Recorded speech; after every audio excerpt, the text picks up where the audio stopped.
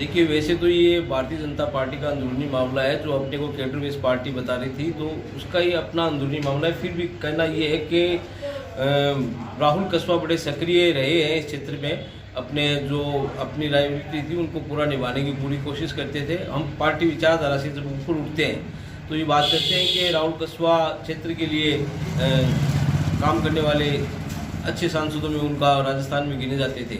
और अब टिकट का मामला तो ये भारतीय जनता पार्टी का अंदरूनी मामला है, किसको देती है किसको नहीं देती है। फिर भी देवेंद्र झाझड़िया जब आए हैं तो युवा पहले भी इनको दी थी, तब भी युवाओं को देने की बात थी, इनके पिताश्री की टिकट काट के इनको दी थी, अब दी है। तो भारतीय जनता पार्टी का कहना यही है कि युवा वर्ग को हमने दी है, युवाओं को आगे बढ़ाने का हमारा लक्ष्य है, उस पर है। तो ये एक तरफ तो परिवारवाद की बात करते हैं जो, और दूसरी बात ये कहते हैं कि हम परिवार लोगों को आगे नहीं बढ़ाएंगे। तो परिवार से पहले राहुल कस्बा जी के पिताजी को मिली थी, माता जी को मिली थी, राहुल जी को अब दे रखा था, तो उनकी काट दी गई है।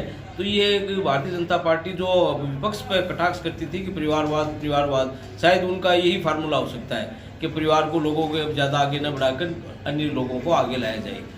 और कांग्रेस में आना या नहीं आना ये उन पर निर्भर करता है कि वो अब क्या फैसला लेते हैं, कहाँ जाते हैं।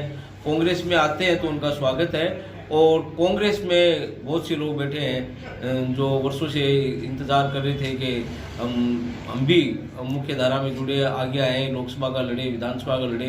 कांग्रेस में वैसे चुनाव लड़ने वालों की कमी नहीं है, अगर कांग्रेस में आते हैं तो ये उनका निजी निर्णय होगा। मगर मुझे ऐसा अभी लग नहीं रहा है कि वो कांग्रेस में आने का कोई उनका चर्चा या इस तरह की है। क्या मानते हैं, अगर कांग्रेस के अंदर राहुल कस्बा आते हैं तो क्या परफॉर्मेंस रहेगी?